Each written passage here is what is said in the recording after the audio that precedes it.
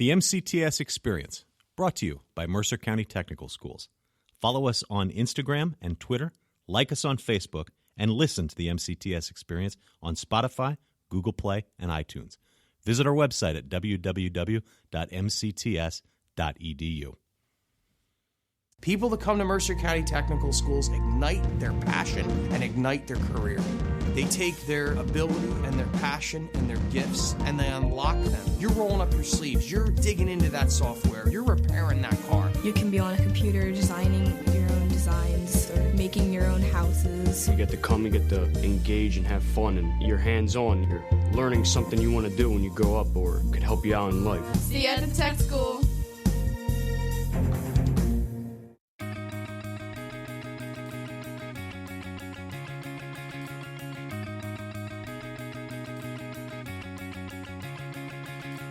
It's time for the MCTS Experience with Mr. Orfe and Mr. Nash. Discover your passion And unlock your future. Hello, hello, hello. Welcome, everybody, to the first MCTS Experience podcast. I'm Mr. Orfe. And I'm Mr. Nash. And we're very, very glad you guys could join us today. We got a great show coming up for you. We've got some teacher tips from members of our culinary staff from the Culinary Academy. One of those teachers is going to light your world on fire, so to speak. And we're interviewing one of our students who's already out working. He's got a great apprenticeship, and that's going to get you guys very, very excited. We're going to take your questions later on in a section called Ask MCTS. And I want to tell you a little bit about myself. I'm a school psychologist, but I also do work with our admissions department. Mr. Nash, tell us a little bit about yourself. Well, it's exciting to hear, Mr. Orfe. You do a lot around here on campus, and as well, we do accomplish a lot for the guys and gals we're working with here on the school. I'm the career counselor, OSHA instructor, Skills USA advisor, and working paper guru for the district, which just basically means I'm involved with all the academies and share time programs to help gusset and support our young guys and gals as they transition into the career field of their choice. It's really something we love doing, and we get a lot of guys and girls plugged into those career fields. You bet. That's our whole mission, really. We get these young people out there working, get them on the right path. You wear a lot of hats, Mr. Nash. Well, it's something I love to do, and we're passionate about it. And seeing students come alive is really what we see here consistently year after year, whether it's academy or share time. Finding your passion is something, that we're big on. And once students find that, they take off like a rocket heading into outer space. So it's got some exciting stuff that we're looking forward for this year as we unpack it. God bless America. I got a couple of announcements I want to run through. Let's see some building changes. If you don't know it already, we hope you young people aren't getting on the wrong bus already. But the Architectural Engineering Design class is here at SIPEC 129 Bull Run Road. And conversely, the Business Technologies class is now at Assunpink 1085 Old Trenton Road. The STEM Academy is here at SIPEC, the entire academy, that is. And last but not least, Health Occupations that used to be at the Health Careers Center across from Nottingham High School is now located back at Assunpink Center where it used to be. Exciting. Very exciting, Mr. It's very exciting. I got a little dizzy. Change is good. Making all those announcements. Change is good. Change is good. We embrace change here. Mm-hmm. It's growth. Mm-hmm. What else? Let's see. We want to wish a big congratulations to Rohan Sharma.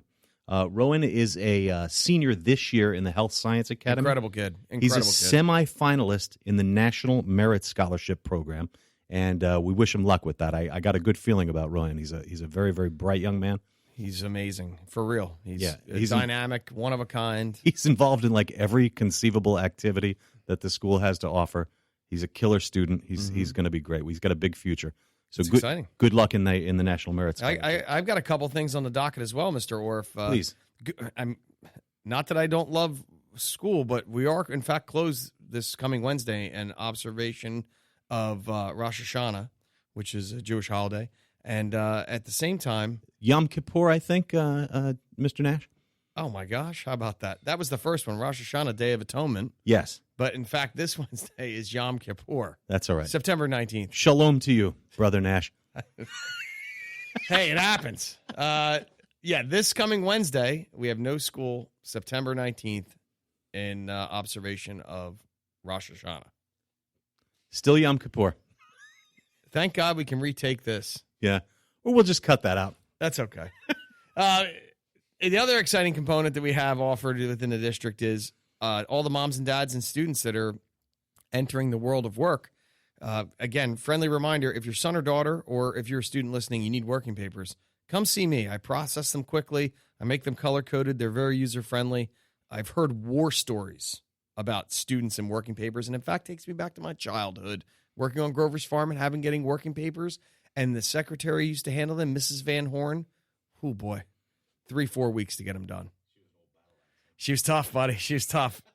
You know what's funny? It spurs me to serve people better because of the experience I had. They got done, and Miss Van Horn did them, but timely and with a cheerful attitude was not something I experienced as a child, and I put that back into what I do when I do it. Very nice. Yeah, Mr. Nash, I can attest. He actually has like several different colored highlighters. He goes through each and every working paper and make sure you're signing it in the right spot.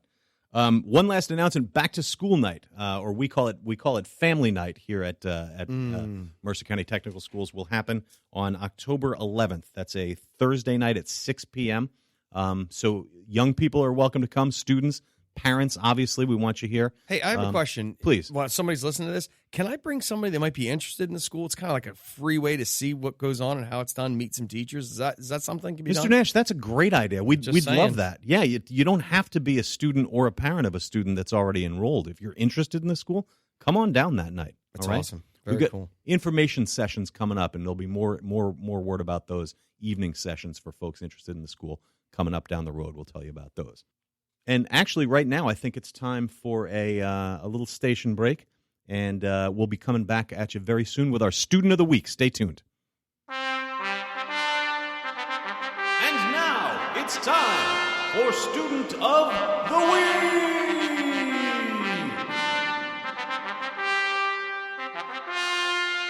All right, welcome back, everybody. Hey, Student of the Week. We're very, very excited to introduce and announce the Student of the Week, Sheehan Twoomy.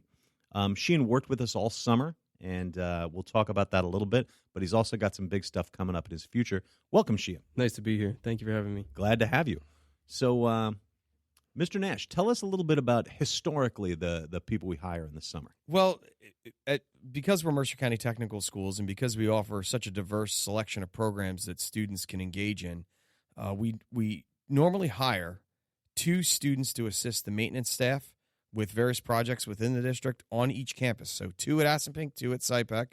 And then we also actually hire office interns, 2 students, 1 at each campus. So a total of 3 students on each campus get hired. And we seek out really star students in our first-year programs, first-year classes. So normally our Showtime programs are 2 years, and we dive into that talent pool late spring in the year and in seeking somebody for a summer worker. So the neat part about it is Sheehan was threw his hat in the ring, and Mr. Cruz and myself do the interviews, and we were able to select him and another student named Josh, who's phenomenal as well. And Sheehan started. He was a county employee, did all the paperwork, it worked out great. So, Sheehan, what were some of the things that you did do? Tell our guests. I know you know them, but what were some of the tasks that you did on a daily basis? On a daily basis, we would start off, we actually had a huge task this summer of combining the building maintenance shops into one shop. Wow. So that was interesting. It was a little difficult, but me and Josh worked all day. We worked pretty hard, moving file cabinets over, lumber, all this shop supplies, all this stuff, saws, table saws, drill presses, band saws, all of it. And you didn't do it by yourself. You did it with staff members. No, of course not. Yeah, we did it. Mr. Cruz, his employees, and me and Josh. Wow. Aside from that, that was kind of a special project. But day to day, we would go around to each of the buildings, clean up. We were waxing floors. We would break down classrooms, take all the chairs out, all the tables. Mr. Esau would come in. He's a phenomenal waxer, that guy. Esau's a legend. We love him. Yeah. Just doing basic stuff like cleaning out bathrooms. Mm-hmm. Yeah. It was the same but different, I'm sure. So it was exciting. Mick, what were we going to say? Oh, I noticed you're doing some painting sometimes, right? Yeah, we were painting the new building maintenance shop that became the STEM program. We were painting the floor in there. We were painting the floor in the carpentry shop. So yeah. So Okay. It's great. And to be very clear to our listeners, this is a paid position. He's one of the county. He's working with the district, which is amazing. And that's the part where we're always trying to land that plane here, whether it's myself as the career counselor or our amazing instructional staff, is we want guys and girls to study a particular area and then find employment in that area, because that's how you discover your passion and your love. And so let me ask you, Sheehan, did you discover that passion and that love? I think so. I think I'm getting close to it. I'm pretty young, so it's hard to say. I found what I want to do for my whole life. But Sure, I think for the short term right now, carpentry is definitely what I want to be doing. Nice. And that's a nice segue into your big news, right? So tell us a little bit about what happened at the end of the summer. So Mr. Cruz, Mrs. Heist-Depew. They both helped me out a bunch. When a job came to the upper heads, Mr. Cruz made sure that it trickled down to me, and Mr. Orfe here actually gave me the supervisor's contact info, so I was able to set up an interview. With who? Who did you set up an interview with? Chris Meckel with Flansburgh Construction. Ooh, Flansburgh Construction. That's like a contractor in the area, right? Yeah, they're based out of Hamilton, but they do work all around Mercer County. Wow. So I was a little nerve-wracked for the interview, but everybody is. Sheehan, everybody's nervous for an interview. That shows you care. That's the neat part about it, I mean, if you want something and you're nervous, that means that you want to do well. So, and I'm sure you did. So how did it go? It went fantastic. It went fantastic. I found out the interview was on a Friday, found out Monday that I got the job. Wow. I started a couple days before school started, and this coming Monday I should be fully into the CIE program.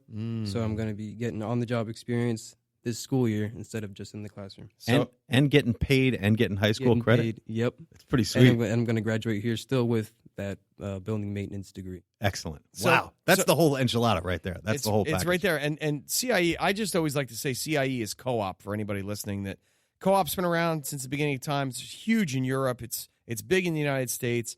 And it's a way that once someone has a buildable base of skill level and technique and theory, that's what we do. And to be clear, some schools in Mercer County, which all the sending schools, all the home schools are fantastic. We love them. They enjoy working with us.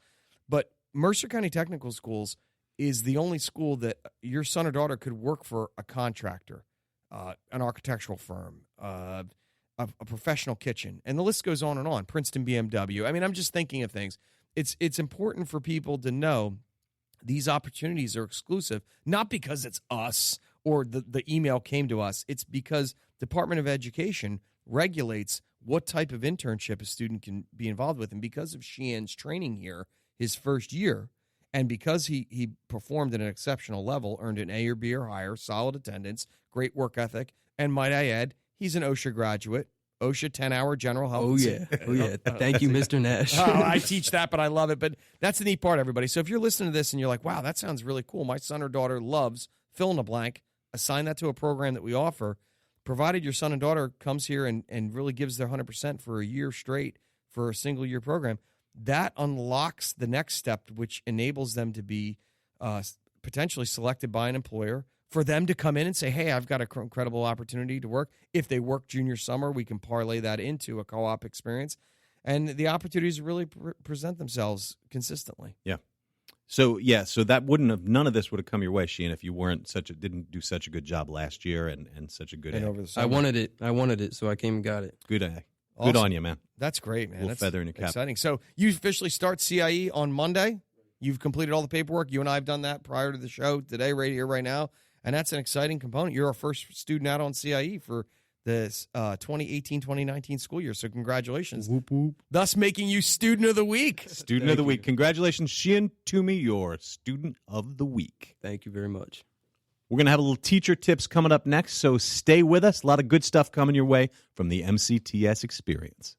We don't stop learning after the bell rings. Guess what? It's time for teacher tips.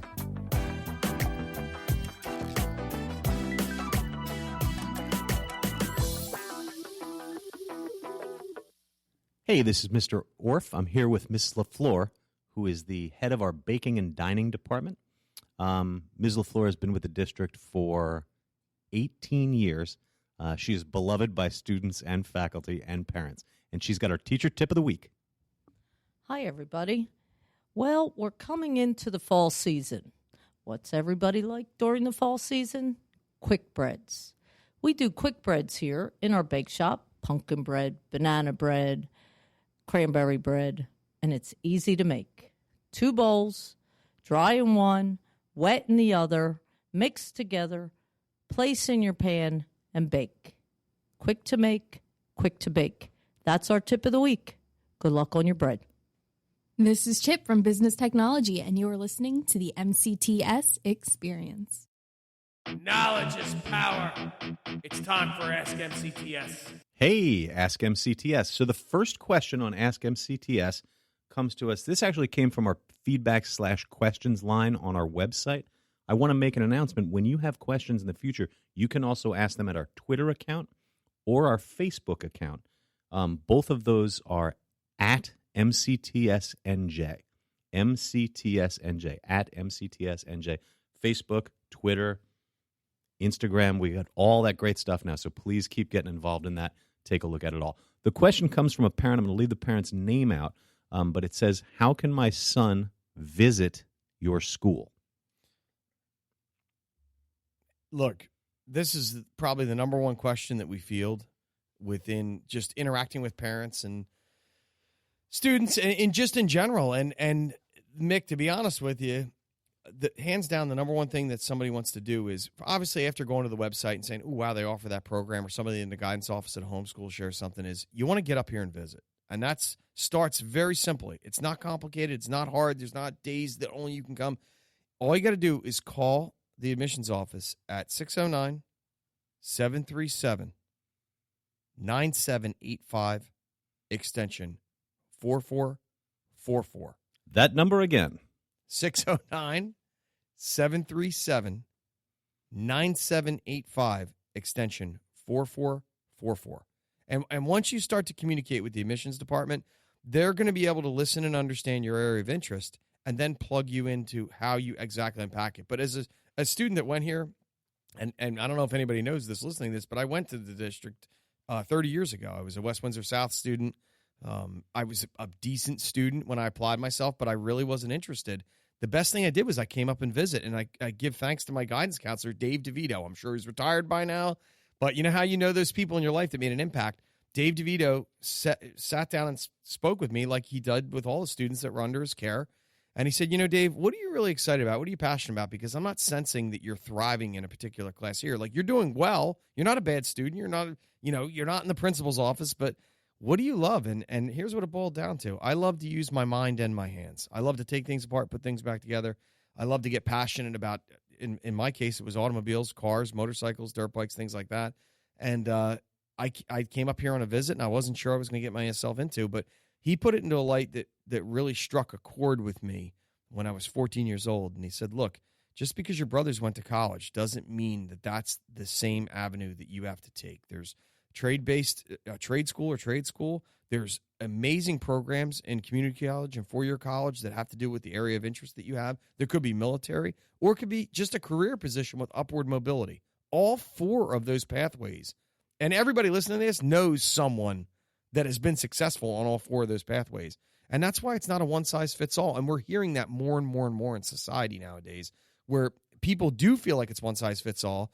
They're 24 through 28. They're 32. They have immense amounts of student debt, and they're not passionate about what they went to school for. So we're not saying everybody should come here for a visit or everybody should come to school here, but there's a larger contingent of students that often say to myself and you, Mick, I don't know if you ever heard this, I hear it from kids all the time, I would totally come here. I didn't know about this. Or so how can I learn more? And the answer is come take a visit, call this phone number, and go for it. We want to meet you. We want you to want to be here. We'd rather have you come visit and know that you're psyched about the place. The truth of the matter is. Also, I just want to clarify, when producer Nick was waving at me, when I read that question was from a parent who had a son, but we want to have the daughters come visit. That goes without saying. That's but the whole son 9 or yards. daughters. Obviously, thank you very much.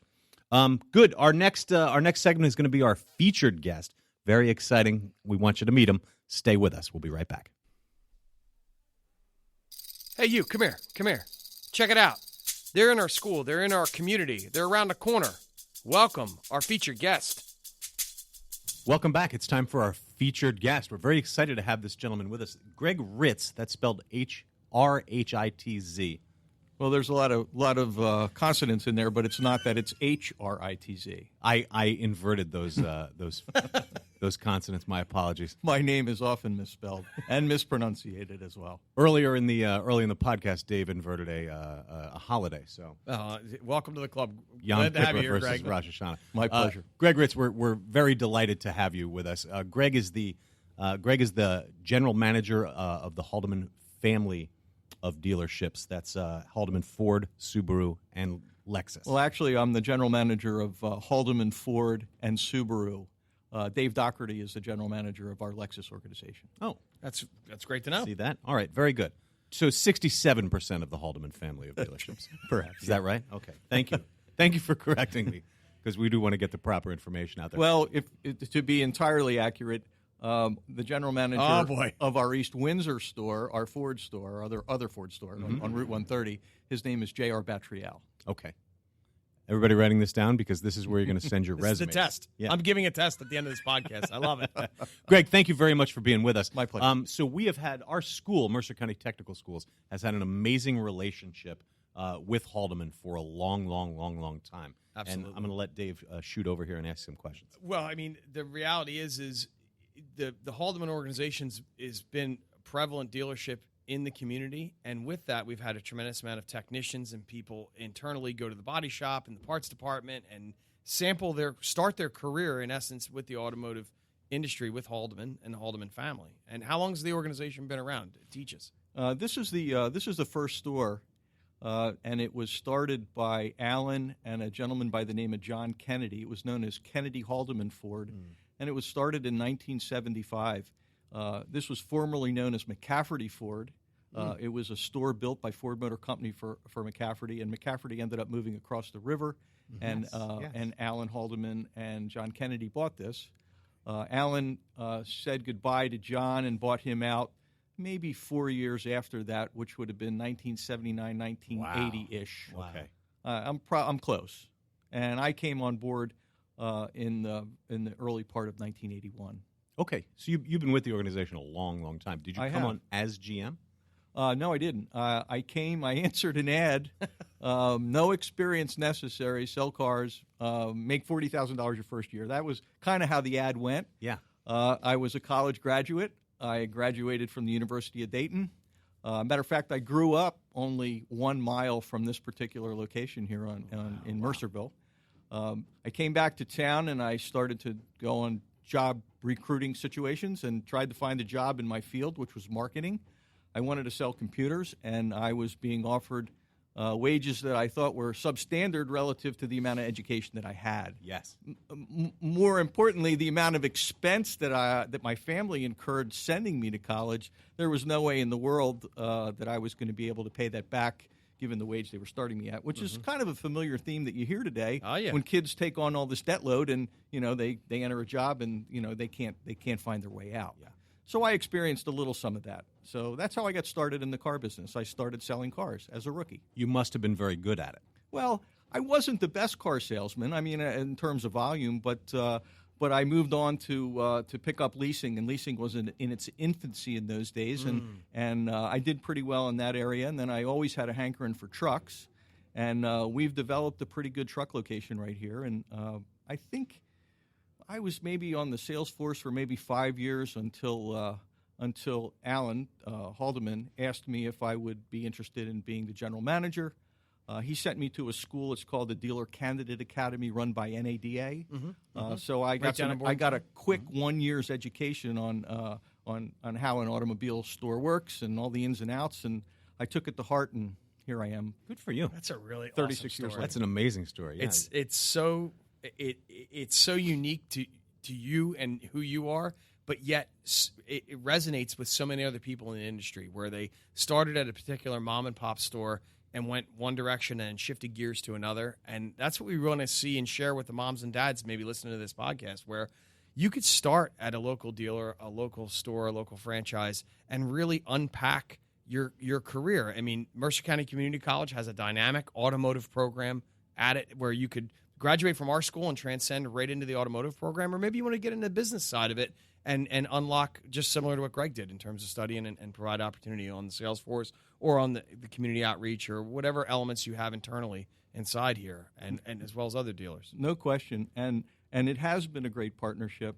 And I do want to say that we partner with the community college most significantly for selfish reasons. We need staff. We need people that want to be in the automobile business. I've been screaming that song for I can't tell you how long, and it's very, very difficult to find people that want to enter the retail automobile business. And I have to tell you this, I don't understand it because it's extremely rewarding, and it doesn't require a tremendous amount of education to earn a significant dollar. Mm-hmm. Okay. The ROI is pretty high. Significantly high. Just curious, Greg, could someone come in not necessarily as a salesperson? Could somebody come in working, a entry-level job in the parts department or something like that, and then work their way up to different avenues throughout the organization? You mean like I did? Yes, exactly. The answer is yes. But you came in as sales, and I'm just thinking of other areas. Yeah, have you ever, in the history of the organization, to the best of your knowledge, or other stories, not limited to Haldeman, but have you ever heard somebody starting in parts and falling in love with it to the point where they want to transcend as, say, service director? Or does the spider web connect to different departments and allow? It does. I'll give you most of the transition administratively starts in sales. Okay. I'll give you that. However, our body shop manager is a perfect example of somebody transitioning from department to department.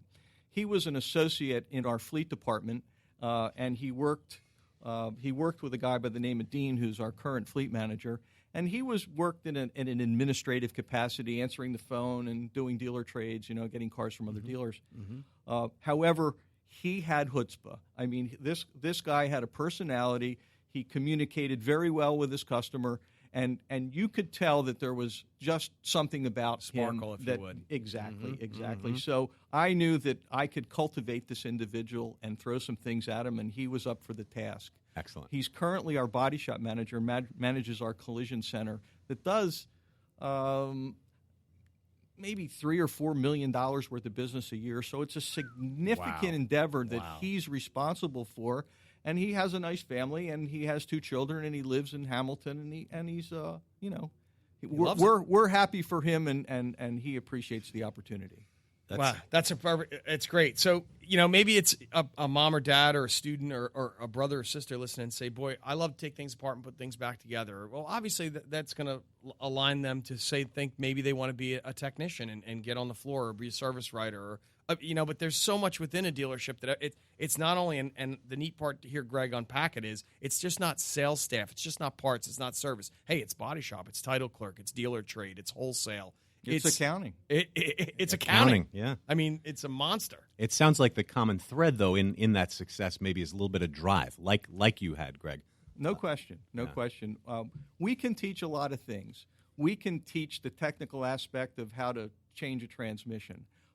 What we can't teach, but we try to, what we can't teach is somebody that has the drive to want to do it and pay attention and do it correctly and do it efficiently so that they can earn the income that they need to earn. Wow. A lot of that's on them. Great. I know your time is precious, so I don't want to keep you here much longer. But can I ask you just a couple more questions?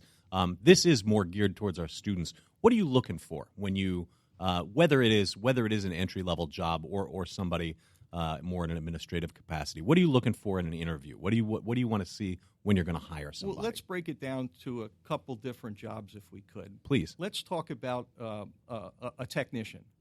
A technician needs to have some basic mechanical aptitude. We will send that individual to school.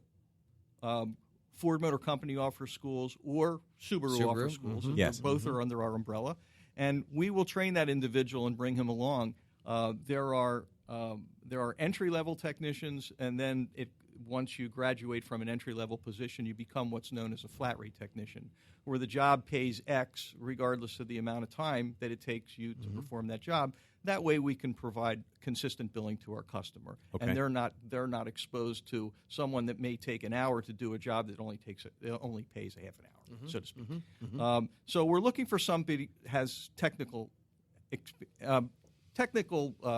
aptitude, if you will.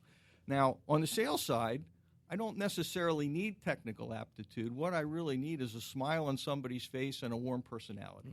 The rest of the product knowledge and all that we can teach. We can't teach being nice to somebody. We can show them what that looks like, but if somebody has inherently a good personality, then that's really all you need. Yeah. We can train the rest. Wow, that's great. That's awesome. And then parts, say, like in regards to the parts department, order, structure, neatness. You feel good when it's clean and tight. There's no question. Okay. When it's clean and tight, it makes it a whole lot easier to find the part and service the technician. Yes, but in the parts department, we have to remember that also we have customers that come into the parts department and buy things. So we still need that smile on your face to make that customer feel warm and fuzzy. Yes, of course.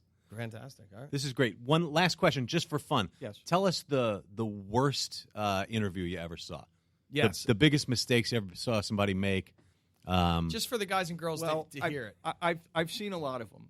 I've had somebody to come in to interview for a position to sell automobiles. Now, bear in mind, when you're going to sell an automobile, you have to look like you're going to represent the company and represent the brand. Let's take Subaru, for example. There's a lot of people that come in that are relatively upscale, that this new brand is really making its way in the world. Don't come in with dungarees and sneakers with your hat on backwards. It's not going to fly. Right. And always remember to bring a pen. Be prepared. I mean, look the part, dress the part, and that'll go a long way. That's great.